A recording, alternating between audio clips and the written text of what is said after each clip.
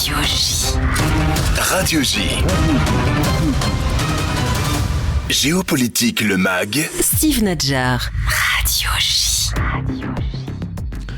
Bonjour Ilan Greishammer. Bonjour Steve. Et merci d'avoir accepté notre invitation. Vous êtes politologue, professeur à l'université de Bar-Ilan et vous êtes un grand spécialiste de la société israélienne. La journée a été marquée par une attaque terroriste ce matin à l'entrée de Jérusalem, un attentat mené par deux membres du Hamas et qui a coûté la vie, selon un bilan à la mi-journée, à 3 personnes et fait 6 blessés. Ilan, vous résidez dans la capitale israélienne. Quelle est d'abord l'ambiance sur place depuis ce matin ?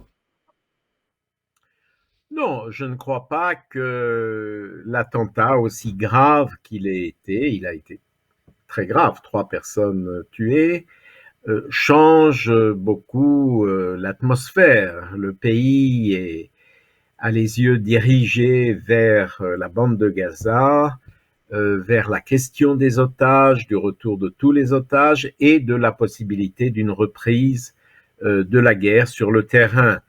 Alors, je pense que c'était assez inévitable que cette situation liée à Gaza entraîne des attentats ou des tentatives d'attentats. Je crois que tout le pays est prêt à cela et chacun doit bien regarder autour de lui.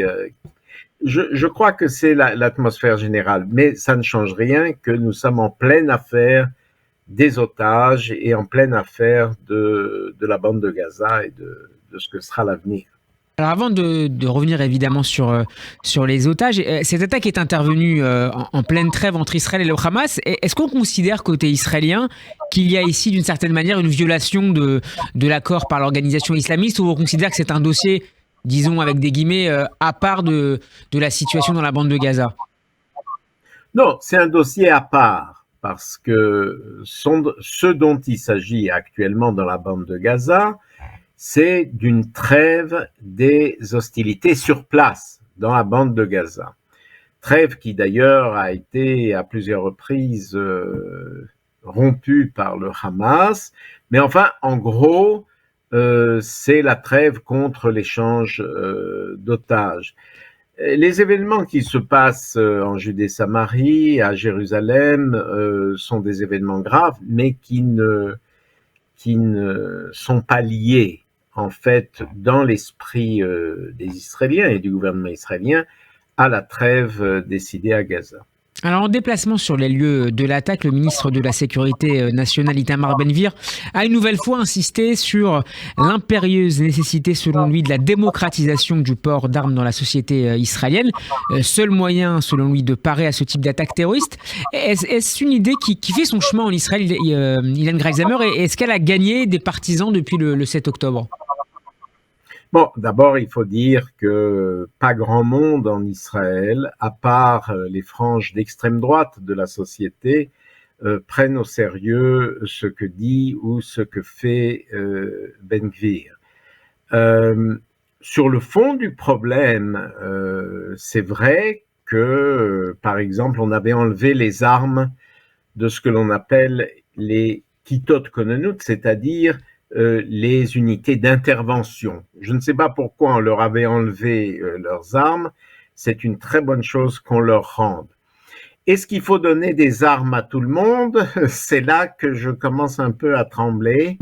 D'autant que l'idée de Ben-Gvir, c'est d'abaisser en quelque sorte les conditions, de réduire les conditions et de donner un peu des armes comme des lahmaniotes, comme des petits pains à tout le monde. J'ai vu moi-même dans la rue des personnes âgées avec un fusil qui tenait à l'envers. Là, je ne suis pas très en sécurité quand j'entends une telle répartition des armes dans la population. Non, je pense qu'il faut donner ces armes à des gens qui se sont entraînés ou bien qui ont fait l'armée, en tout cas des gens dont on soit sûr qu'ils ne tirent pas à droite et à gauche. Mais il n'y a pas une demande sociale nouvelle qui aurait émergé depuis quelques semaines sur ce point-là ? Oui, il y a une demande sociale, mais c'est là que le rôle du gouvernement est d'examiner, c'est-à-dire de donner certainement des armes dans les circonstances actuelles à des gens qui ont fait l'entraînement nécessaire, mais pas à des gens qui ont appris une semaine à tirer avec un pistolet et qui se retrouvent avec le pistolet dans leur ceinture dans ma rue. Non, je ne suis pas très en sécurité et je pense qu'il faut garder des critères stricts en ce qui concerne la répartition des armes. Itamar Ben-Gvir qui a indiqué il y a quelques jours que le gouvernement chuterait si la guerre ne reprenait pas très très vite. On sait qu'Itamar Ben-Gvir était également hostile à toute trêve en l'échange de la libération de prisonniers palestiniens détenus pour des faits de terrorisme. Est-ce que le risque politique d'une chute du gouvernement à court terme est envisageable, sérieusement? D'abord, je dirais une chose évidente, c'est que comme beaucoup d'Israéliens, j'espère premièrement que ce Ben-Gvir et son parti Otzma Yehudit seront hors du gouvernement, parce que ce sont des gens extrêmement dangereux. Ils n'ont rien à faire dans un gouvernement israélien. Et deuxièmement, si le gouvernement tombe, ce que j'espère personnellement, parce que la colère des Israéliens, et je ne sais pas si vos auditeurs s'en rendent compte, mais la colère contre Netanyahou, contre le gouvernement est telle que, à un certain stade, peut-être pas au milieu des hostilités, mais par la suite, il faudra des élections et il faudra qu'enfin l'État d'Israël ait des dirigeants de droite ou de gauche. Mais est-ce qu'il est trop tôt pour en parler de ces élections, selon vous? Non, pas du tout. Il n'est pas du tout trop tôt pour en parler. Il est peut-être trop tôt pour les faire. Je pense que nous sommes en plein dans la campagne militaire et que ce n'est pas le moment demain ou après-demain de faire des élections.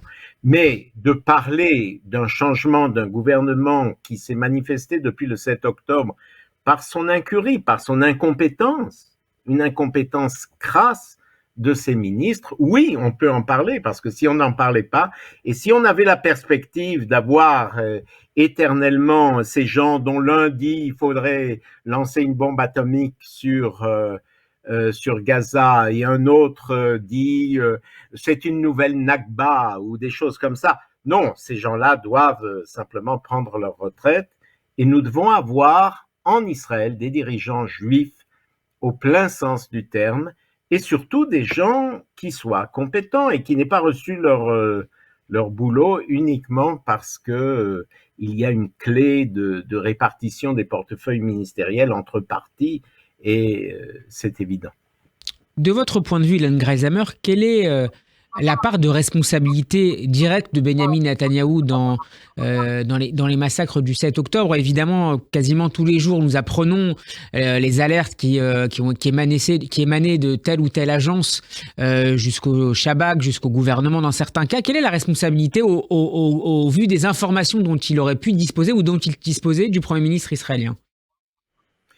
Là, vous me demandez mon avis. Évidemment, si vous demandez à Netanyahou lui-même, il ne se juge pas responsable du tout.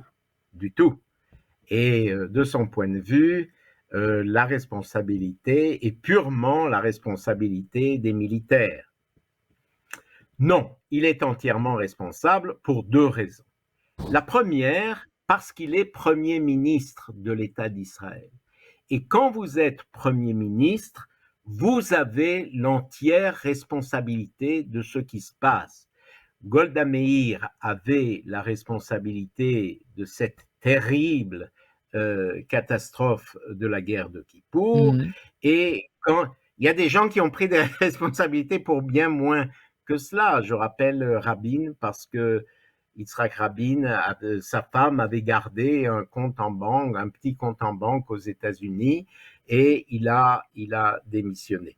Donc, bien sûr que comme Premier ministre, il est responsable. Mais au-delà de ça, comme vous le rappeliez, il ne se passe pas un jour sans que par des fuites de l'armée, des services de renseignement, on apprenne que pendant toute cette année, depuis son élection comme Premier ministre, il a été averti constamment, presque jour et nuit, par l'armée que ça n'allait pas du tout avec le Hamas, que le Hamas préparait des choses graves, peut-être sans dire ça sera cette offensive le 7 octobre. Mais, même si on a su dans un premier temps qu'une opération se préparait pour Pessar, visiblement, absolument. on s'y est préparé, et donc le Hamas a annulé cette opération, mais que ça a été mal interprété du côté israélien en retour. C'est complexe, évidemment, mais Oui. il est difficile de ne pas mettre en avant la responsabilité au moins partielle du Premier ministre dans tout cela. Bon, écoutez, vous parlez très gentiment, mais il faut dire aux auditeurs de Radio J, même à ceux qui pensent que Netanyahou a fait de grandes choses. Oui, Netanyahou a apporté les vaccins au moment du corona, il a signé les accords d'Abraham, mais là, depuis son élection de Premier ministre, c'est la catastrophe. Et c'est quelqu'un qui devra quitter la scène politique. Il a déjà été de très nombreuses années à la tête du gouvernement. Il se trouvera certainement quoi faire d'autre. Et ce, quels que soient les résultats de l'opération de la campagne militaire en cours. Oui, ce n'est pas... Je pense que la masse des Israéliens ont décidé que pour l'instant, les deux objectifs, celui de démanteler le Hamas et celui de ramener tous les otages qui se trouvent entre les mains du Hamas, sont les deux objectifs essentiels. Et je pense qu'on les atteindra. Je suis optimiste à cet égard. Je pense que le Hamas, peut-être sans disparaître totalement, sera démantelé. Et je pense que nos otages seront ramenés à la maison. Mais après, une vague énorme de colère, de fureur à l'égard de ce gouvernement va s'exprimer. Et comme dans tout pays démocratique, et Israël est un pays démocratique, nous irons à des élections. Et on verra. À rebours, Ilan Gralzamer, comment vous expliquez la popularité non démentie pour le moment de Benny Gantz, qui est membre du cabinet de sécurité et qui était jusque-là l'un des chefs de l'opposition? Écoutez, nous sommes dans une période de campagne militaire très grave, très importante. Je crois que cela rassure beaucoup d'Israéliens que deux anciens chefs d'état-major de l'armée israélienne, Benny Gantz et Gadi Eisenkot, soient là dans le cabinet de guerre. Les gens se disent, enfin, il y a des gens qui comprennent quelque chose à la guerre, à la campagne militaire, ce ne sont pas des abrutis, et ça rassure énormément. Combien de temps Benny Gantz restera-t-il dans ce gouvernement qui n'est pas son gouvernement? Je ne sais pas. Il y a déjà des anicroches. Vous avez vu que cette semaine, le gouvernement a voté de garder les attributions de fonds aux différents partis pour des questions politicardes, politiciennes. Évidemment, Benny Gantz et ses ministres ont voté contre.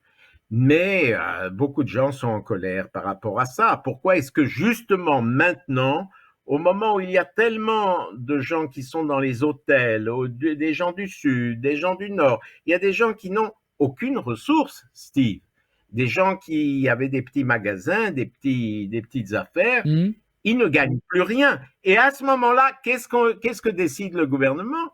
De transférer aux partis ultra-orthodoxes des sommes très considérables qui leur ont été promises en novembre lorsqu'il y a eu les élections et que le gouvernement a été constitué. Les gens sont, je dirais, furieux avec raison. Donc Benny Gantz est très populaire.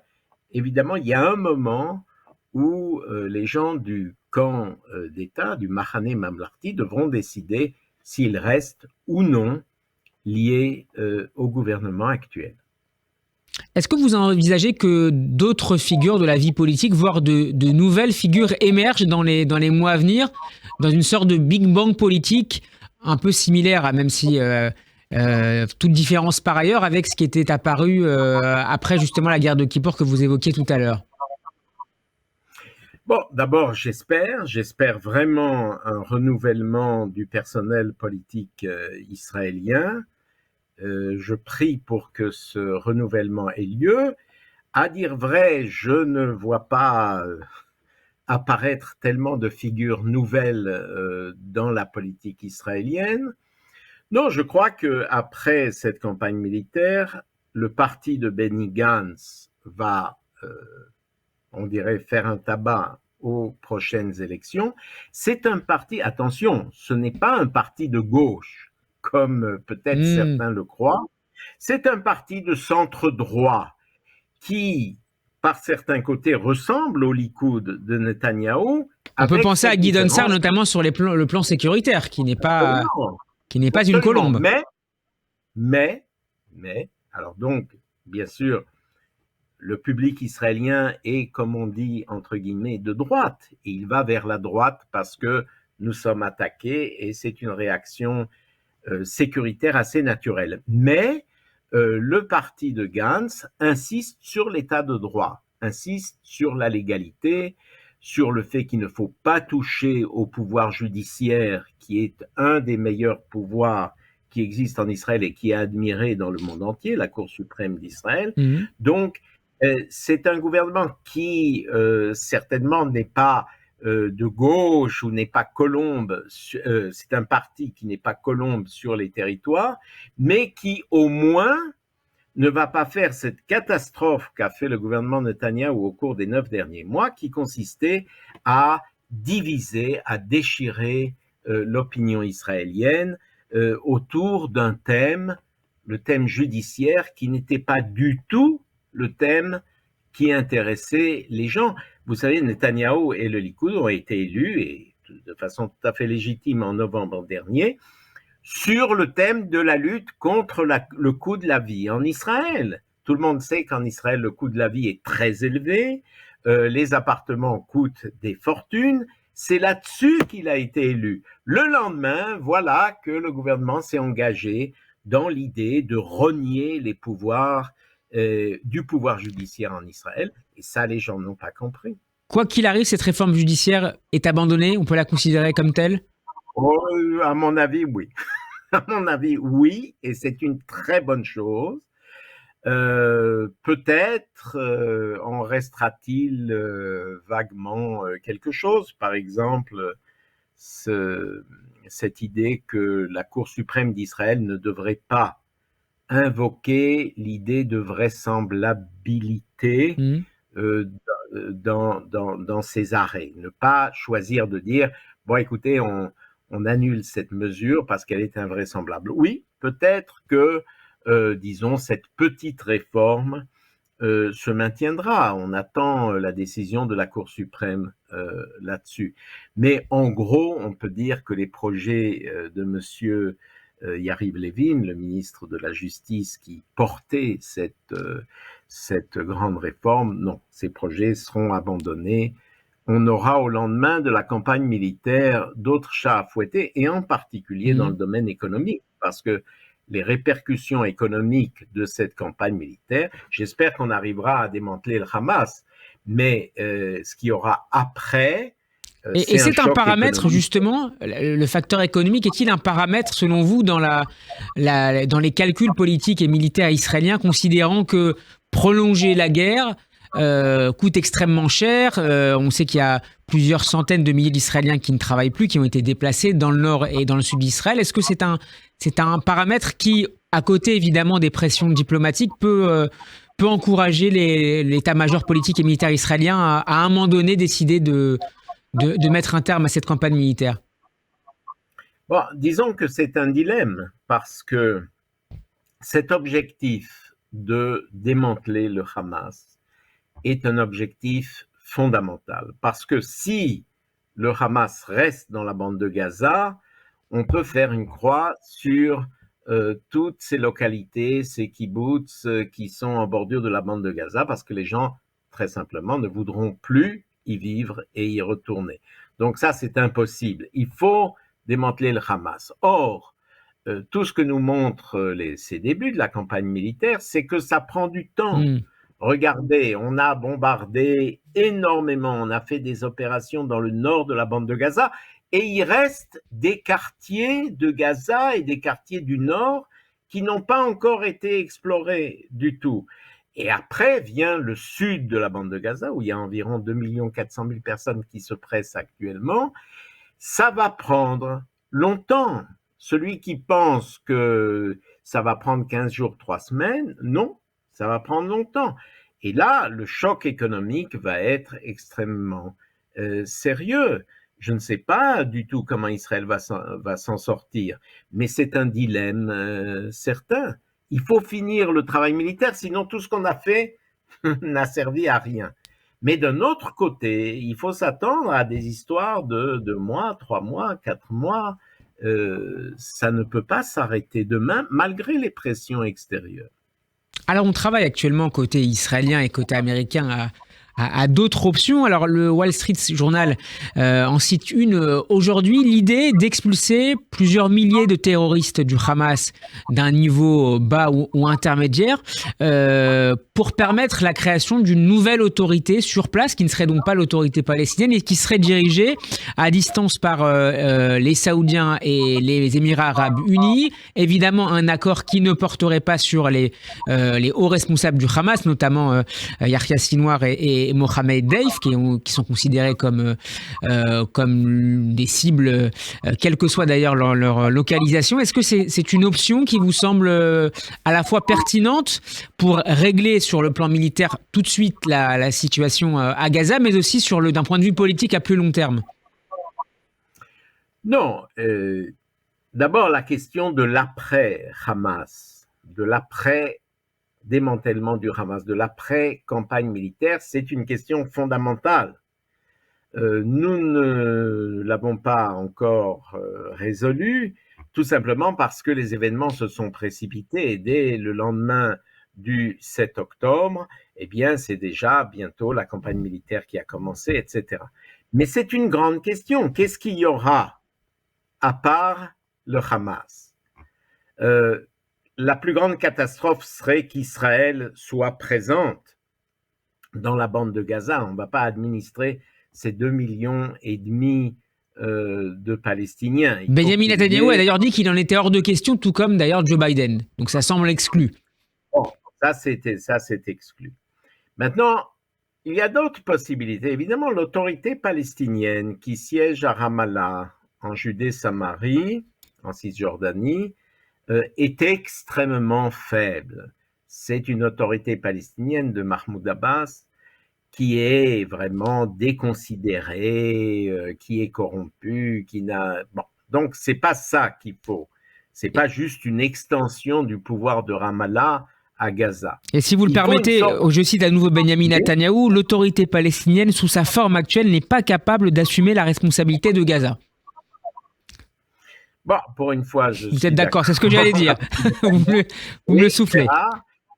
Mais c'est quelque chose d'évident parce que l'autorité palestinienne aujourd'hui à Ramallah, et c'est rien du tout. C'est juste un petit groupe, je dirais, d'acolytes et d'amis de Mahmoud Abbas, Abou Mazen, qui prennent de l'argent à droite à gauche, qui ne font rien, qui sont incompétents. Non, je pense à une autre autorité palestinienne, à quelque chose de nouveau à imaginer, qui ne sera pas cette autorité palestinienne-là. Et il est certain que ce nouveau pouvoir doit être appuyé par des pays arabes qu'on a l'habitude de qualifier de modérés, que ce soit les Émirats arabes unis, la Jordanie, l'Égypte, l'Arabie saoudite. Oui, c'est la direction vraisemblable.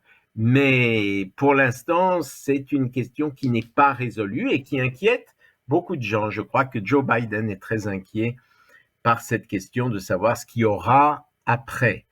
L'idée qu'Israël reste même militairement là-bas est une idée absurde et par conséquent, il faut chercher ou trouver autre chose. Ilan Greisamer, pour revenir à l'attaque de ce matin à Jérusalem, les 2 terroristes avaient été condamnés dans le passé à des peines de prison pour leur participation à d'autres actes de ce type. Dans quelle mesure cet historique de ces 2 membres du Hamas peut contribuer, selon vous, à influer le débat actuel en cours en Israël sur l'opportunité de libérer d'autres prisonniers palestiniens détenus eux aussi pour terrorisme en échange de la libération de nouveaux otages et notamment d'hommes? Bon, d'abord, la priorité numéro 1 pour les Israéliens est de ramener les otages. Et donc, il est évident qu'on ne peut pas ramener les otages sans libérer des terroristes qui sont dans les prisons israéliennes. Celui qui dit « je veux avoir les otages, mais je ne veux rien rendre », dit une absurdité. Alors, évidemment, tous ces gens qui sont dans les prisons israéliennes sont des terroristes qui ont tué des Israéliens ou essayé de tuer des Israéliens, qui ont du sang sur leurs mains et qui rêvent certainement de continuer une fois qu'ils seront libérés. C'est aux forces de sécurité israéliennes à les surveiller très étroitement après leur libération et éventuellement à les liquider si on voit qu'ils reprennent des activités de meurtre, d'assassinat, de terrorisme. Vous savez, où est-ce qu'ils sont libérés? Ils sont libérés pour une partie en Judée-Samarie, dans leur maison, qui est très bien connue des services israéliens et suivie de façon très précise, mais beaucoup sont de Jérusalem-Est, où fonctionne la police israélienne. Donc, c'est un mal inévitable, le fait de rendre ces terroristes palestiniens. Et c'est un prix à payer qu'accepte la majorité israélienne aujourd'hui.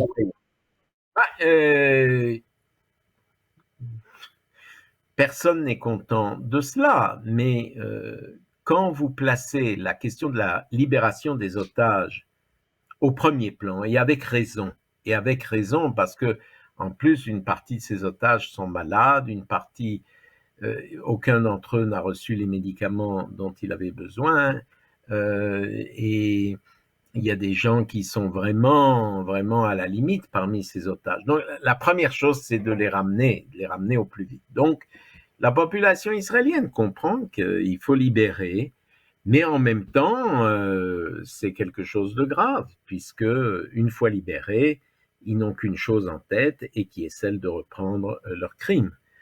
Et voilà encore un dilemme, voilà encore une question. Israël actuellement est plongé dans des dilemmes dont certains sont politiques, d'autres éthiques, moraux. Par exemple, si on continue cette trêve encore quelques jours pour avoir d'autres otages, on met certainement plus en danger les soldats israéliens qui sont sur place. Même si les responsables de Tsahal ont expliqué que c'était leur mission et que les soldats étaient préparés à cette situation-là. Ils sont préparés. Mais de l'autre côté, le Hamas ne reste pas, disons, assis sur sa chaise pendant ces jours de trêve. Il se réorganise, il donne de nouvelles instructions, et il fait un certain nombre d'actions qui vont mettre en danger nos soldats.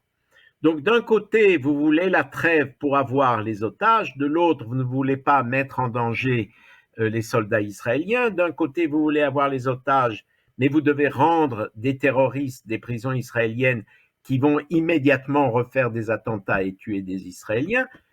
Voilà des dilemmes que j'espère qu'un gouvernement sensé dans le futur, je lui demande ni d'être de gauche ni d'être de droite, mais sensé, des gens sensés. Benny Gantz est sensé, Gadi Eisenkot est un homme très sensé. Oui, alors il y a des dilemmes très graves qui sont éthiques, qui sont personnels, qui sont politiques, psychologiques, qu'il faudra résoudre.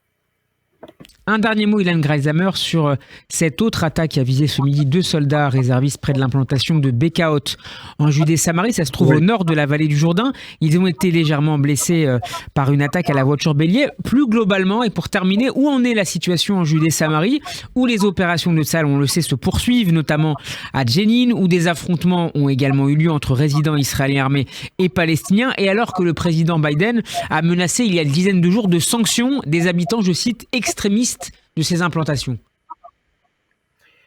Voilà, deux choses. D'abord, si on prend un peu de hauteur, je dirais qu'un des plus grands risques dans l'opération militaire israélienne à Gaza était que les autres fronts se réveillent avec une grande intensité. Les autres fronts, c'est évidemment le Hezbollah au nord, ce sont les terroristes en Judée-Samarie, c'est Jérusalem-Est et peut-être même les Arabes israéliens. Il y avait une crainte que tout explose en même temps et qu'Israël doive se battre sur de nombreux fronts. Bon, ça ne s'est pas confirmé. Heureusement, ça ne s'est pas confirmé. Bon, il y a des opérations avec le Hezbollah, mais je ne crois pas qu'on puisse les appeler guerre totale. Non, ce sont des lancers de droite à gauche. En Judée-Samarie, il y a eu une renaissance certainement du terrorisme, des actions comme à Jérusalem ce matin ou dans la vallée du Jourdain, et en plus, les Arabes israéliens sont restés exceptionnellement tranquilles et n'ont fait aucune action contre Israël. Donc, dans l'ensemble, je pense que ça, c'est très positif. Il n'y a pas eu, disons, un réveil des autres fronts. Bon, il faut espérer que ça continue, mais on ne peut être sûr de rien. Demain, il peut y avoir de nouveaux attentats et même, vous savez, ce matin, un bus a pris les gens qui se trouvaient à l'entrée de Jérusalem. Il y avait énormément de monde. Oui. Et plein de gens sont montés dans l'autobus juste avant l'attentat. Bon, ça aurait pu être un attentat avec 10, 20, 30, 40 personnes tuées. Donc, on ne peut pas savoir. On ne peut pas savoir à l'avance. Merci beaucoup. Vous m'avez posé une dernière question, Steve. À part ce qui se passerait en Judée-Samarie, quelle était la question? Non, c'était sur le Judée-Samarie et sur la manière dont les Américains, justement, faisaient pression pour que les incidents baissent entre Israéliens et Palestiniens sur place, avec des menaces de sanctions. Non, je pense juste un mot. C'est que ce que font les habitants des implantations, évidemment pas tous, mais la frange la plus extrémiste qui en profite pour attaquer des Palestiniens, c'est quelque chose de très grave dont Israël doit s'occuper. Et la dernière chose, c'est que nous avons une chance quand même très très grande, c'est que Joe Biden, un véritable ami de l'État d'Israël, soit à la tête des États-Unis. Je pense que c'est incontestable, en effet. C'est incontestable parce que pensez un instant qu'un Trump qui est totalement imprévisible soit à la tête des États-Unis, bon, il vaut mieux ne pas penser à ce qui serait passé. C'est un très grand bonheur pour nous, Israéliens, que Joe Biden, personnellement, qui est un ami de l'État d'Israël, soit à la tête de l'Amérique. Et ce qui lui vaut pas mal de critiques, notamment au sein du Parti démocrate. Mais il tient. Merci. Il est très courageux, très courageux. Merci beaucoup, Ilan Greisamer, d'avoir été avec nous. C'est un plaisir de vous retrouver à ce micro. On peut vous réécouter en podcast sur radioj.fr ainsi qu'en vidéo sur la page YouTube de Radio J. À très bientôt. Bonne continuation. À bientôt.